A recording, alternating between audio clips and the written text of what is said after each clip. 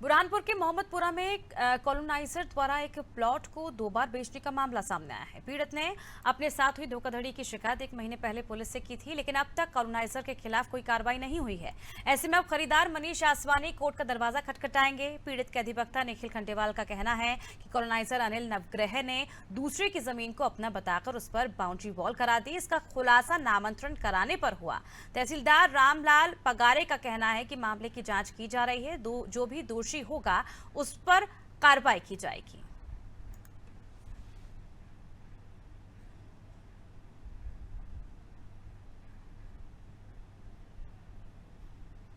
मिलकर के एक कृषि भूमि अनिल पिता विक्रम सिंह नौगरे से खरीदी, जो कि 0.20 हेक्टर है।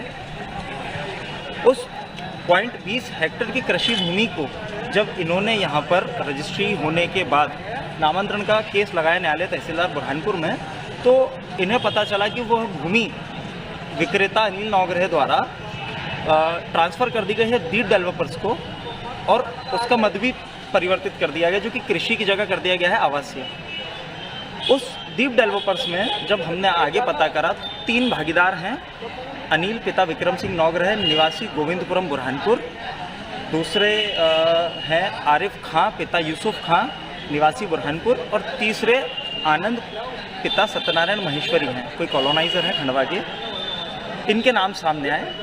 जब मौके पर जाकर देखा तो इन्होंने हमें जो ज़मीन बेची थी नौगरे जी ने, उसी ज़मीन पर अब ये एनक्रोचमेंट करके कॉलोनी काट रहे हैं। मतलब उस उक्त काशी नगर का जो प्रमुख मेन रोड है और जो मेन गेट है और फ्रंट के जो कमर्शियल प्लॉट्स है वो हमारी ज़मीन पर है। जब उनसे आग्रह किया गया तो उनके द्वारा इस चीज़ को माना नहीं गया, फिर माना गया, बोलते हम हटा देंगे। आज बात करते करते हमारे द्वारा शिकायत की गई सैकड़ों बार तहसीलदार साहब के पास, एसडीएम मैडम के पास, कलेक्टर साहब, एसपी साहब, कोई कार्रवाई नहीं। मोहम्मदपुरा में स्थित एक काशी नगर कॉलोनी कट रही है।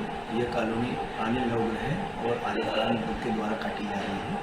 इनके द्वारा मनीष आसवानी जी है, उनके द्वारा कुछ ज़मीन 20,000 लगभग 20,000 स्क्वायर फीट के समथिंग में ज़मीन खरीदी गई थी, कृषि भूमि खरीदी गई थी। इनके द्वारा बिना कोई शासन को जानकारी दिए हुए इन्होंने गलत तरीके से डाइवर्जन करा लिया है।